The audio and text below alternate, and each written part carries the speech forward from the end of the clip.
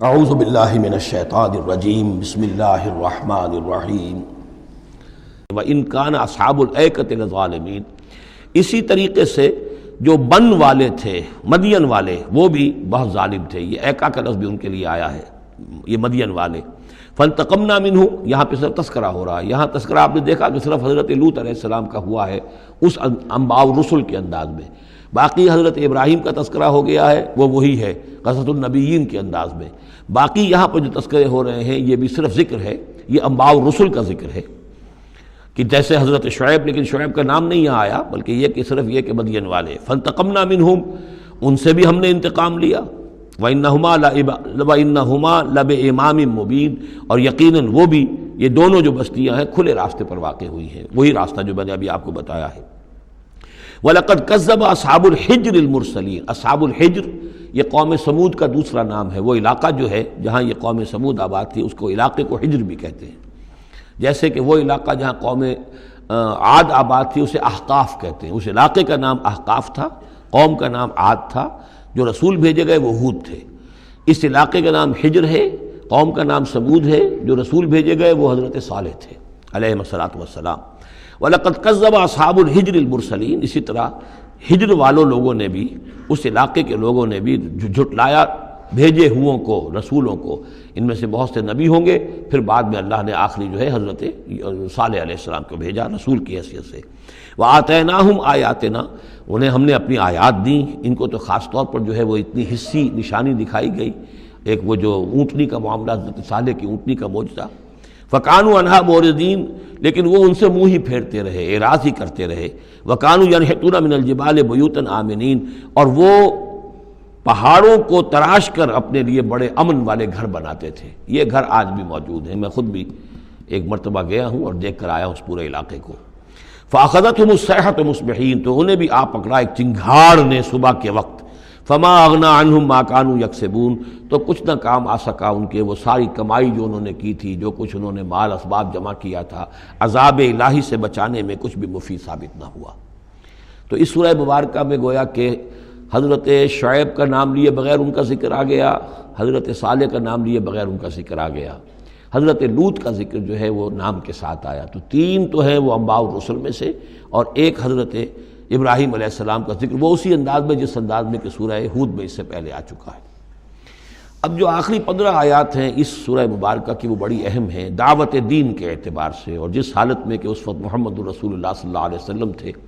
اور اس سے بھی آپ کو معلوم ہو جائے گا کہ یہ خاص اس دور میں نازل ہوئی ہے جب کہ حضور کی دعوت جو ہے ابھی ابتدائی مراحل میں تھی، اور ابھی آپ کو، پہلے تو آپ کی دعوت کا دور تھا کہ آپ پرسن ٹو پرسن دعوت دے رہے تھے، علل اعلان اس معنی میں نہیں، ڈنکے کی چوٹ نہیں، بلکہ جن سے تعلق تھا، جن سے دوستی تھی، جن سے پرانی واقفیت تھی، جسے آپ کہیں گے کہ پرسن ٹو پرسن جو ہے دعوت چل رہی تھی۔ اگرچہ کوئی دور بھی حضور کی دعوت میں انڈر گراؤنڈ دور کا نہیں آیا ہے، خفیہ دعوت ایک دن کے لیے بھی نہیں۔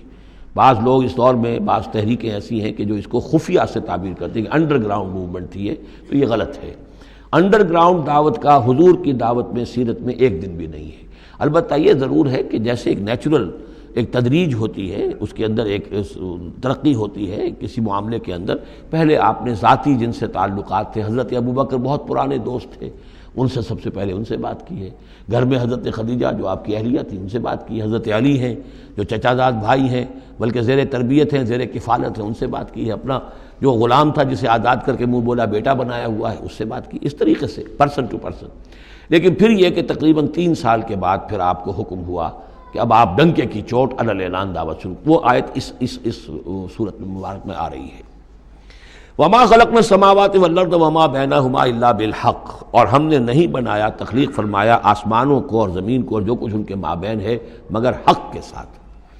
پرپز فل کریشن ہے یہ پرپز لیس نہیں ہے، ایٹ رینڈم نہیں ہے، یہ کوئی کھلنڈرے کا کھیل نہیں ہے جیسے کہ ہندو مائتھولوجی میں ہے، رام کی لیلا ہے، جیسے کوئی بچہ ہے کھیلتا ہے۔ اب بچے کے کھیلنے میں کوئی حکمت تھوڑا ہی ہوتی ہے، اس نے ایک کھلونا اٹھایا اور پٹخ دیا، پھر کوئی دوسرا اٹھایا، پھر پٹخ دیا، پھر پہلا اٹھا لیا۔ اب اس میں کوئی حکمت تو نہیں ہے۔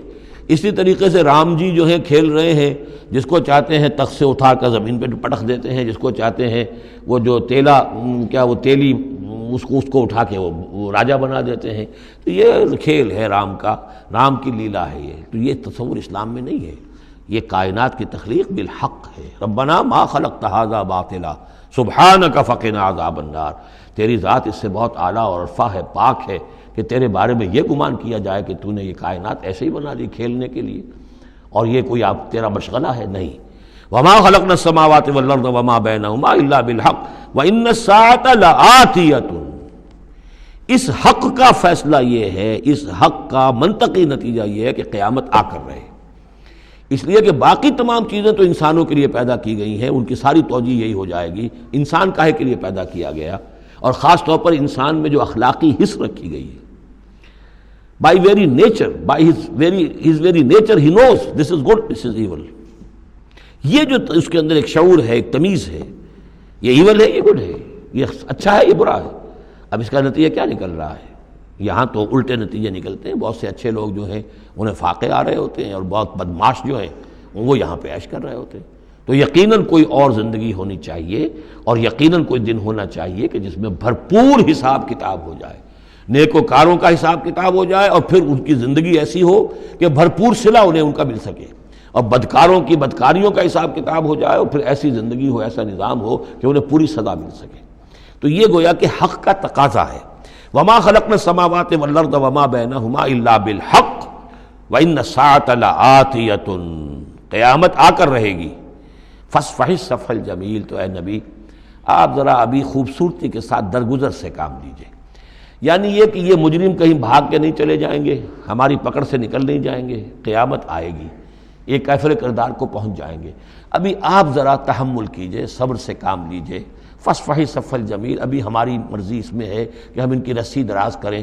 یہ جو کچھ کہہ رہے ہیں برداشت کر لیجئے، سن لیجئے، سنا انسنا کر دیجئے. یہ جو آپ صبر کریں گے اس سے آپ کے درجات بلند ہوتے چلے جائیں گے.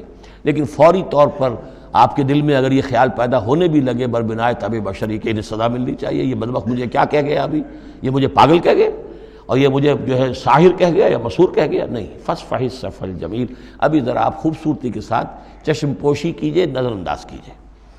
ان ربک هو الخلاق العلیم. یقیناً آپ کا رب جو ہے وہ وہی ہے جو پیدا کرنے والا ہے، خلاق ہے، اور ظاہر بات ہے جس نے پیدا کیا ہے وہ جانتا بھی ہے. سورہ ملک میں ہم پڑھیں گے الا یعلم من خلق وهو اللطیف الخبیر. کیا اسی کے علم میں نہیں ہوگا جس نے پیدا کیا ہے؟ وہ تو جانتا ہر شے کو. اب یہ گھڑی جس نے بنائی ہے اسے تو معلوم ہے اس میں کون کون سا پرزہ ہے، کہاں کہاں ہے، اس کے اپنے ہاتھ کا اس کے اندر جو ہے ٹکایا گیا ہے. میں واقف نہیں ہوں اس کے اندر کیا کچھ ہے، لیکن گھڑی کا بنانے والا تو جانتا ہے. الا یعلم من خلق. کیا وہی نہ جانے گا جس نے پیدا کیا؟ وهو الخلاق العلیم. وہ تو خلاق اور علیم ہے. صدق اللہ العظیم.